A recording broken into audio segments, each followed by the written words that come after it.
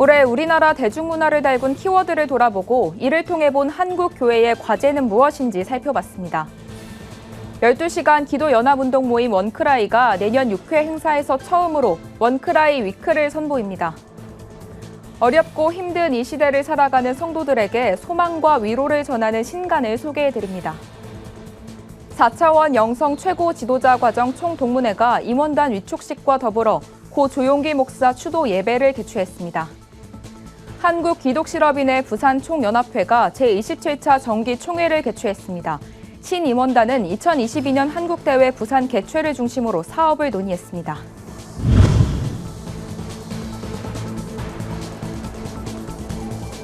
여러분 안녕하십니까? 구티비 뉴스입니다. 올해는 K-콘텐츠 열풍이 유난히 뜨거웠던 한 해였습니다. 특히 K-콘텐츠와 K-댄스, ESG는 올해 대중문화를 휩쓴 대표적인 키워드인데요. 한국 사회가 이 세 가지 키워드에 주목한 이유와 이를 통한 한국교회의 과제는 무엇인지 살펴봤습니다. 김예지 기자가 보도합니다. 2021년은 우리나라의 대중문화가 국내뿐 아니라 전 세계적으로도 선전한 한 해였습니다. 먼저 ESG는 코로나 팬데믹 이후 처음 등장해 국가와 기업, 사회에 큰 영향을 미쳤습니다. ESG는 환경과 사회, 지배구조를 뜻하는 영어 단어의 약자로 대중들 사이에서도 큰 관심을 보였습니다. ESG의 첫 번째 영역이 환경인 만큼 코로나19 이후 친환경적인 정책을 찾는 손길도 늘어났습니다. 교계에선 이러한 ESG의 가치를 복음에 적용해 교회와 지역사회의 성장을 이끌어내야 한다는 주장이 나왔습니다. 문화선교연구원 백광훈 원장은 환경에 대한 교회의 사회적 책임을 강조했습니다. 공공적 목표를 이루는 교회의 비재무적인 요소들이 교회를 교회답게 하는 중요한 과제가 될 것이기 때문에 이제는 교회가 환경에 대해서 말하지 않고서는 교회의 선교적 책임을 방기하고 있는 것이다라고 말씀드릴 수 있을 것 같고요. 백 원장은 교회가 그동안 헌금과 선교 위주로 평가됐다면 이제는 건강한 지배구조가 새로운 판단의 기준이 되도록 해야 한다고 말했습니다. ESG의 가치를 실천하는 교회들은 이 자체가 대중들에게 복음으로 받아들여질 수 있다는 겁니다. K-콘텐츠도 올해 대중문화를 이끈 핵심 키워드입니다. 성결대학교 윤영훈 교수는 K-콘텐츠의 열풍을 통해 기독교 선교의 가능성을 고찰했습니다. 윤 교수는 문화 적응력이 빠른 K-콘텐츠에 비해 한국 교회의 적응 속도가 더딘 점을 지적했습니다. 한국의 문화적 상황은 곧 교회가 복음을 효율적으로 전할 수 있는 도구가 될 수 있기 때문입니다. K-콘텐츠 열풍은 절대 일회성이 아니고요. 우리는 그런 문화적인 질주 가운데 그 가운데 사람을 살리는 노래와 이야기가 필요하고 그런 것들이 교회 안에서 교회 울타리를 넘어서 좀 만들어졌으면 좋겠다. 이렇게 결론을 맺고 싶습니다. 온 국민의 관심을 끌었던 한 케이블 채널의 댄스 프로그램을 통해서도 한국 교회가 무엇에 초점을 맞추고 변화할 것인지 고민하고 배워야 한다는 조언이 나와 눈길을 끌었습니다. 필름포럼 성현 대표는 K-댄스를 통해 MZ세대가 가진 가능성과 힘을 발견할 수 있다며 무엇보다 MZ세대가 어떤 콘텐츠를 선호하는지 알 수 있다고 말했습니다. 하지만 교회는 잘 알려진 찬양팀이나 설교 외에는 콘텐츠가 부족해 MZ세대와 활발한 소통을 이어가는 데 한계가 있다고 지적했습니다. 모두에게 공공의 이익으로 환원될 수 있다는 것을 이 수우파가 보여준 거죠. 교회 안에 있는 청년들을 봤을 때 그만큼의 이 역동성이 느껴지지 않는 지점들, 충분히 가능성이 있고 많은 에너지가 있는 젊은이들에게 교회가 과연 그런 자리를 제공하고 있는지에 대한 질문을 좀 해보게 됐었습니다. 성 대표는 많은 사람이 습관적으로 다음 세대라고 지칭하지만 사실상 MZ세대는 지금 세대라며 한국 사회가 MZ세대에 세상을 바꿀 주도권을 내주었듯이 이제는 한국교회가 응답해야 할 차례라고 조언했습니다. 구티비 뉴스 김예지입니다. 12시간 기도연합운동 모임인 원크라이가 새해 첫날 기도 집회를 엽니다. 6회째를 맞는 내년 행사에선 일주일간의 기도 집회, 원크라이 위크를 처음으로 선보이는데요. 국가의 중요한 선거가 예정돼 있고 코로나 상황 중에 있는 한국교회의 미래를 위해서도 특별한 시간이 될 것으로 보입니다. 오현근 기자가 보도합니다. 대한민국 국가기도회 원크라이가 2022년 첫날 경기도 안양시 평촌 세종왕교회에서 6번째 대회를 개최합니다. 원크라이는 지난 2016년 국정농단 사태로 혼란스러웠던 국가적 상황 가운데 기도로 이를 해결하고자 기획됐습니다. 이듬해 12시간 연속으로 기도하며 첫 대회를 개최했습니다.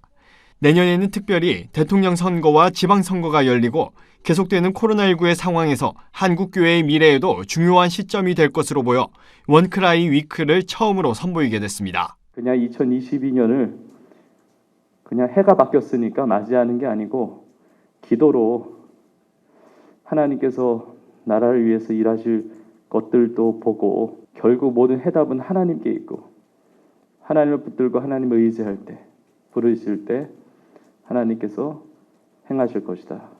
원크라이 위크는 1월 10일부터 15일까지 6일간 경기도 파주시 오산리 최자실 기념 금식기도원에서 열립니다. 기도원에서도 이 주간을 원크라이 기도주간으로 지정해 모든 예배를 중단하고 기도회에 참여할 예정이라고 주최 측은 설명했습니다.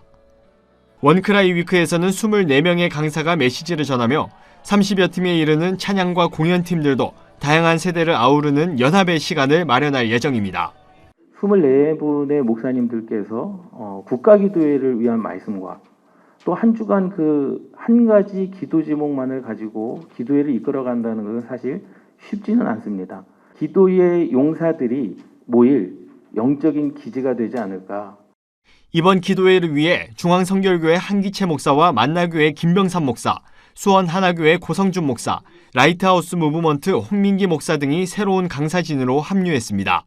주최 측은 위드 코로나 시대의 세상의 환경과 새로운 믿음의 환경 안에서 한국교회는 신앙의 본질로 돌아가야 한다며 다가올 원크라이와 원크라이 위크에 전 성도들이 참여해 전심으로 강구하며 몸부림치는 영적 대각성의 시간을 가질 것이라고 밝혔습니다.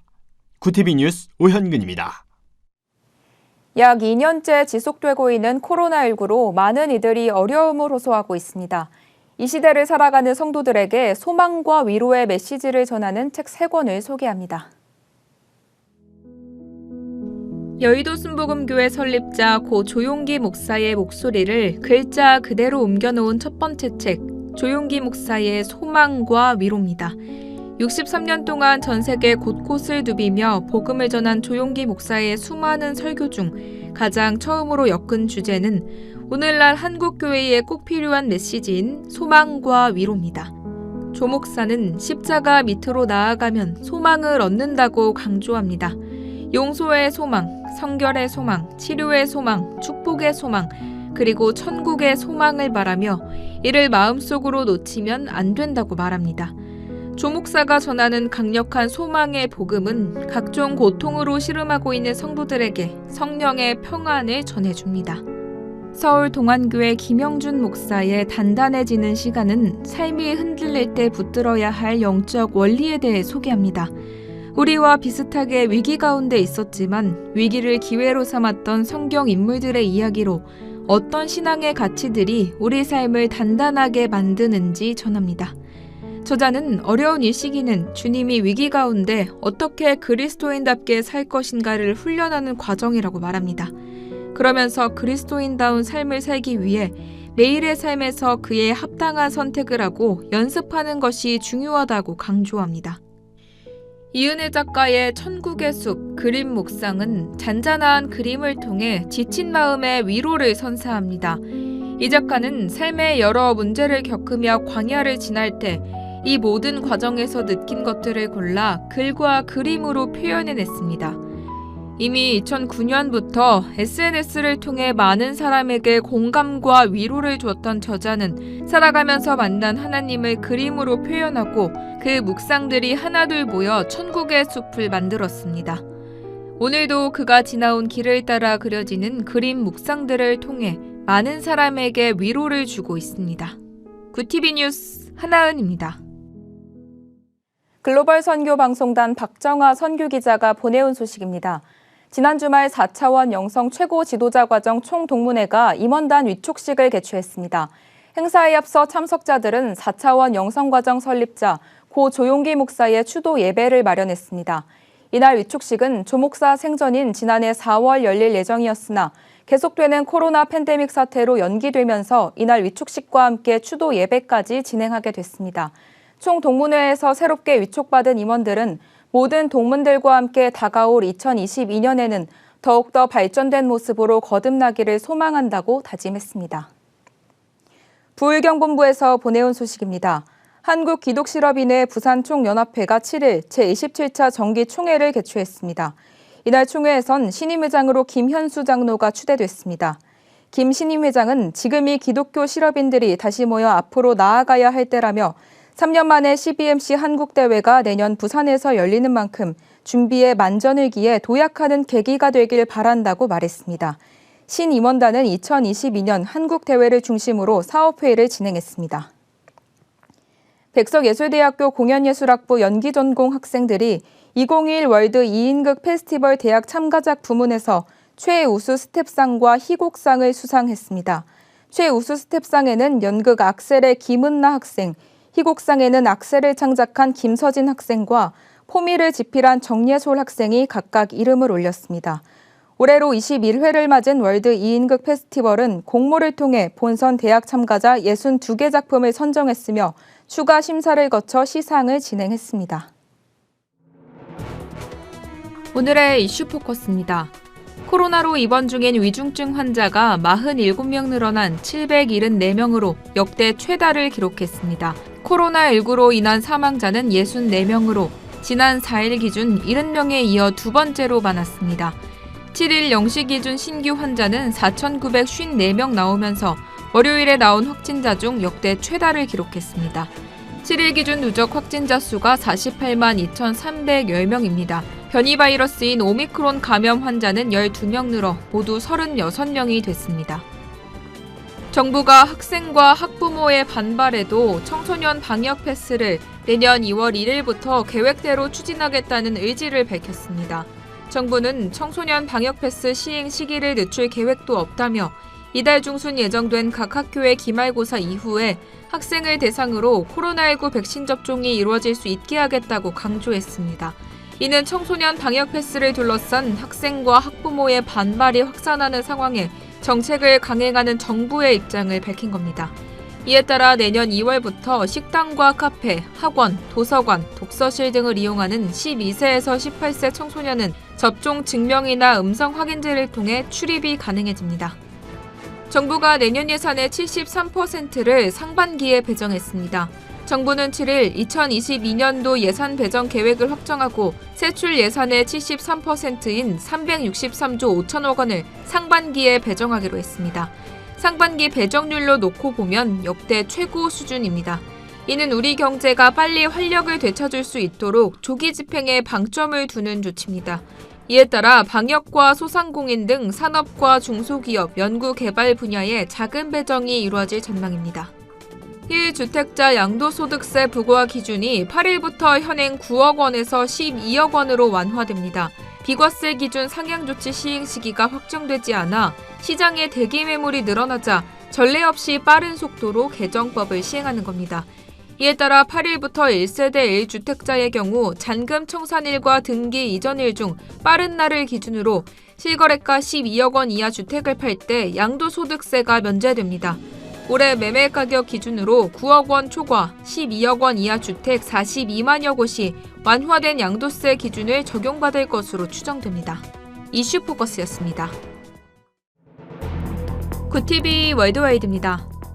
미국이 내년 2월에 열리는 베이징 동계올림픽에 외교적 보이콧을 공식 선언했습니다. 중국이 신장 위구르 지역에서 자행한 인권 탄압에 대한 항의의 표시로 선수단의 올림픽 출전은 허용하지만 정부 차원의 사절단은 보내지 않겠다는 겁니다.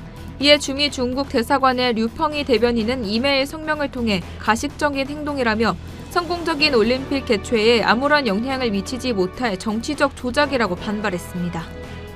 미얀마 쿠데타 군사정권이 아웅산 수치 국가고문과 원민 대통령에게 선고한 형량을 2년으로 감형했습니다.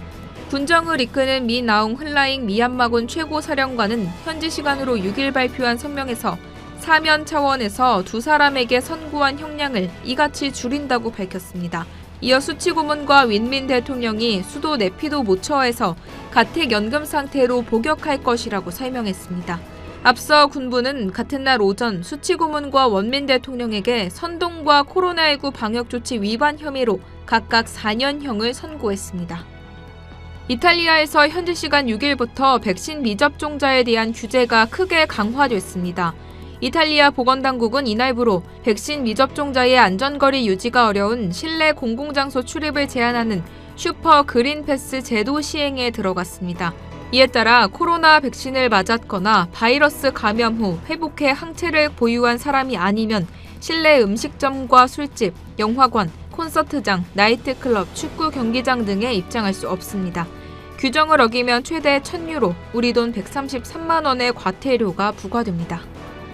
미국 뉴욕 타임스퀘어 대형 전광판에 7일부터 한 달간 한국의 아리랑 선율이 울려 퍼집니다.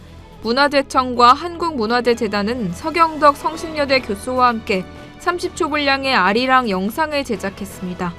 영상에선 댄서와 그래피티 작가 등 외국인 모델이 등장해 자신만의 리듬으로 아리랑을 표현하고 마지막 화면에서는 내 안의 리듬이 바로 아리랑이라는 메시지를 전하게 됩니다. 이 영상은 문화유산 방문 캠페인의 글로벌 홍보 프로젝트 중 하나로 한복과 한식, 한옥, 한글에 이어 5번째 해외 홍보 영상입니다. 월드와이드였습니다.